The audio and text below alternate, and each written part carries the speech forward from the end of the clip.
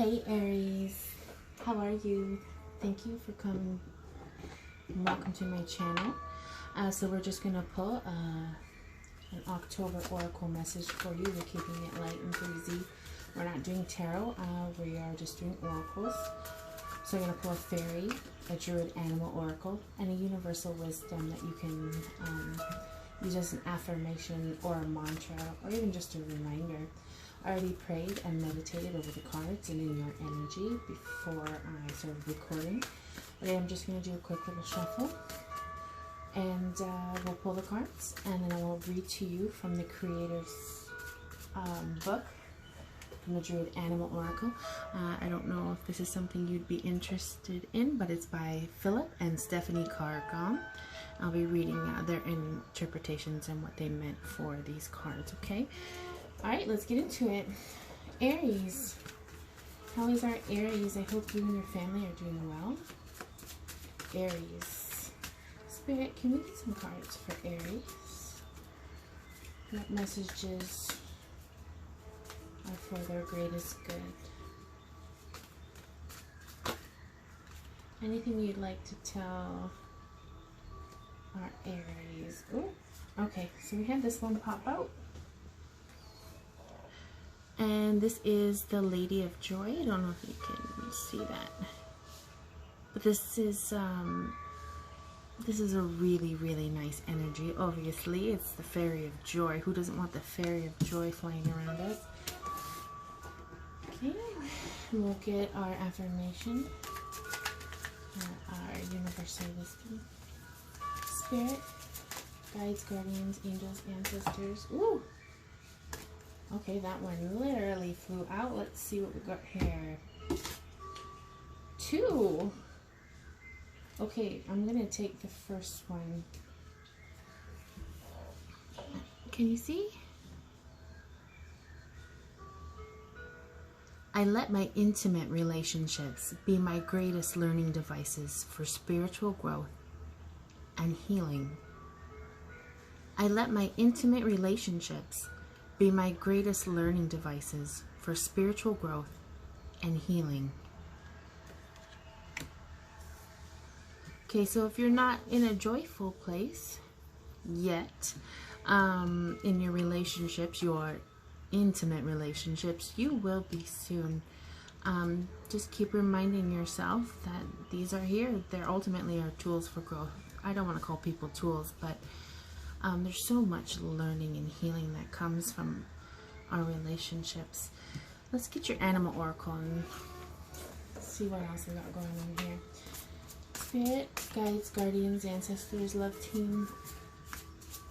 Can we get a animal wisdom for Aries?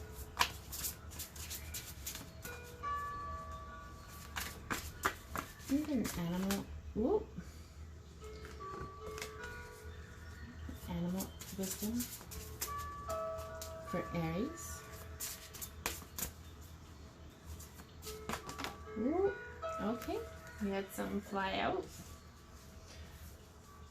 Ooh.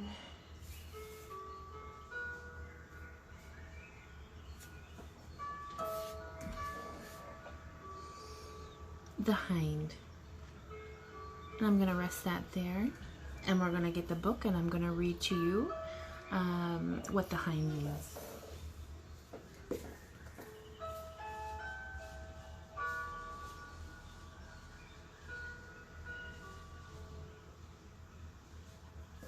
Okay, so the hind represents subtlety, gracefulness, and femininity. And even if this is, there's a masculine listening to this, we have both masculine and feminine within us, so it doesn't necessarily speak to the sex of the person. It's an energy, okay? I just found my page here. Okay. This card shows a white hind in the forest in late summer or early fall. Acorns hang heavy from the oaks. The hind calls us to follow her deeper into the forest. Standing in a shaft of sunlight, she appears so elusive. We are not even sure if she's of this world. Hind brings us the gentleness and grace of the feminine principle. Whether you are male or female, opening up to the qualities of the hind will enable you to achieve a greater degree of sophistication, subtlety, and elegance, in the best possible senses of these terms. Deer, and the white hind in particular, call to us from the other world, from the realm of the fairy, and invite us to look beyond the material, beyond the superficialities of life, toward the heart of things, toward the realm of causes rather than effects. Poised in moon or sunlight, Hind invites us to begin an exploration of the other world, of the spiritual dimension in life.